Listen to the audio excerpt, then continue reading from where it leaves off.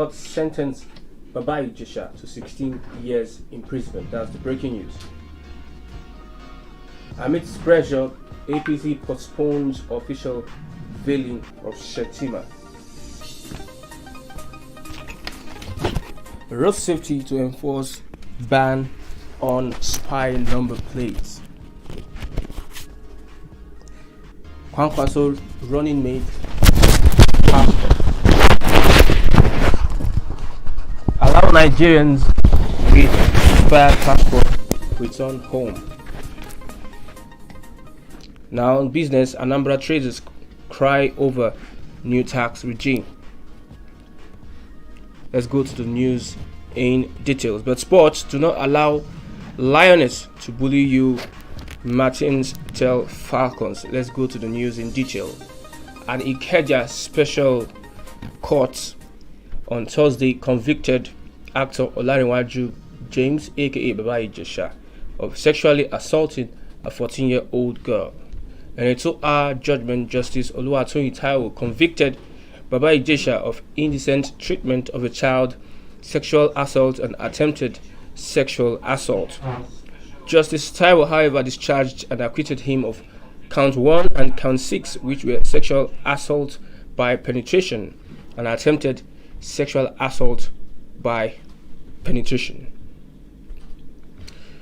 The All Progressives Congress APC has postponed the official unveiling of former Borno State Governor Kashim Shettima as its vice presidential candidate for the 2023 general elections. Shettima was meant to have been presented to party members on Thursday, but the chairman of the APC Press Corporation told reporters that the event has been moved forward. He said a new date will be announced in due time and that the date would probably be sometime next week. The Press Corp chairman said the directive for the postponement was given by the party's deputy national secretary. No reason has been given for the decision, which comes amid controversy over the choice of a Muslim ticket by the party. Just a few days ago, the APC presidential candidate for the 23 polls, Bola Tinubu, has confirmed Senator Kashim Shettima as his running mate. Recall that Shettima played a lead role in the pre-presidential primaries campaign of Tinubu. Shettima, the representative of Borno Central Senatorial District, was a former 2-term governor of Borno State. On the road safety, the Corps Marshal of Federal Road Safety Corps, Dr. Boboye Oyeyemi, has directed commanding officers of the corps across the nation to join hands with the Nigeria Police Force to enforce the ban on the spy number plate. There were media reports that the Inspector General of Police, Usman Baba, has ordered a total ban on all use of police spy vehicle number plates by vehicle owners across the states of the Federation without exception. Oyeyemi, in a statement on Thursday by the Corps Public Education Officer BC Kazim, while commending the IGP on the ban, asked the FRSC personnel to work with the police officers in enforcing the ban. The statement was titled Spy Number Plate Ban. Corps Marshals commends IGP task commanding officers to complement Nigeria Police to enforce compliance. According to Oyeyemi, road users who also parade faded number plates should endeavor to replace them with new ones so as to avoid impounding their vehicles. Oyeyemi further ordered full force and immediate impounding of private vehicles that are using commercial number plates. He reiterated the implications of the continued use of faded and other unauthorized vehicle number plates to national security. Now to Kwankwaso. At the 23 election gathers steam, the new Nigeria People's Party on Thursday said Rabiu Kwankwaso, its presidential candidate, has chosen Bishop Isaac Idahosa as his running mate. Political journalists report that the NNPP made the announcement via the official Twitter account of its campaign organization. Kwankwaso arrived at this decision following his failure to persuade Peter Obi, a fellow presidential hopeful and former governor of Anambra State, to become his running mate. Bishop Isaac Idahosa, an indigene of Edo State, is a senior pastor of God First Ministry, popularly known as Illumination Assembly, Lekki Light Center, Aja, Lagos. He is also a gospel singer, writer, and motivational speaker. Bishop Ijesha, who is called Prophet Tok Nadu by his followers, was born in the predominantly Muslim north, precisely in Minna, Niger State, but became a born-again Christian in 1979. The Minister of Interior, Mr. Rauf Aregbesola, has directed the Nigerian Immigration Service to allow Nigerians in diaspora to return to Nigeria with their expired international passports. Aregbesola gave the directive on Wednesday in Lagos while responding to a complaint by a Nigerian-American citizen, Mr. Jamiu Kasumu, at the Alausa Passport Office during his unscheduled visit to the facility. He said Nigerians in diaspora were free to come back home with expired or non-expired Nigerian passports. The minister said no Nigerian needed travel certificate to come back home, except children whose parents were Nigerians but their identity were yet to be established according to immigration rule.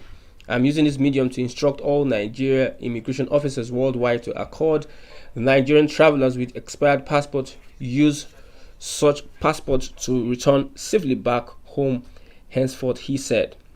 The minister also advised Nigerians in diaspora to update their travel document ahead of time to avoid rush during emergency. Earlier, a Nigerian-American citizen, Mr. Jamiu Kasumu, complained to the minister that the Nigeria immigration in America and Delta Airline prevented him from coming to Nigeria because of expired Nigerian passports. Now to business.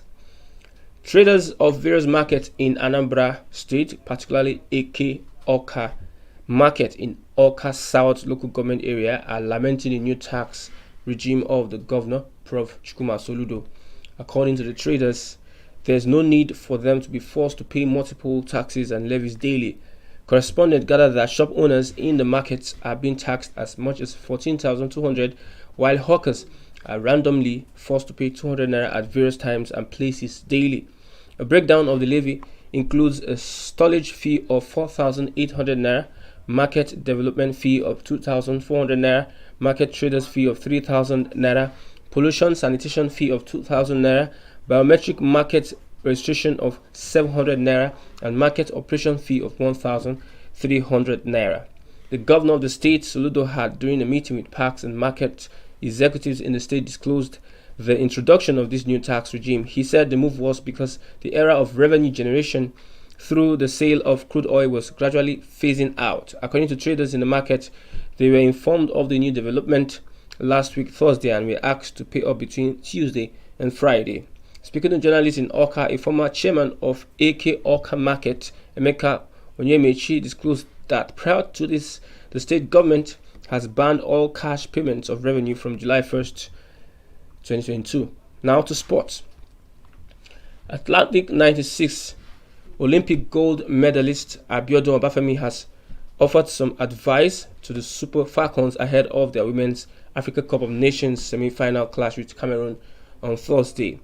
Both sides are billed to meet at Casablanca's Mohammed V Stadium in Morocco to renew their rivalry for a place in the semi-finals, with a chance to also pick a ticket for the World Cup scheduled to be held in Australia and New Zealand.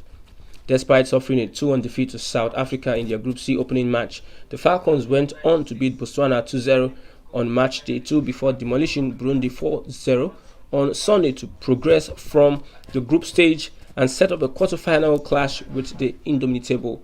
The Lionesses are yet to suffer defeat so far at this year's edition of the WAFCON and also boasts of the best defensive record in the competition, having conceded just one goal. Going by their two last matches against Botswana and Burundi, I think the Falcons did very well because they raised their game following the opening day defeat to South Africa, and I'm impressed, he said. With that, we've come to the end of the news at this hour. Please remember to like, share, and subscribe to our channel. I'm Christian Chuku. Bye for now. Thanks for watching.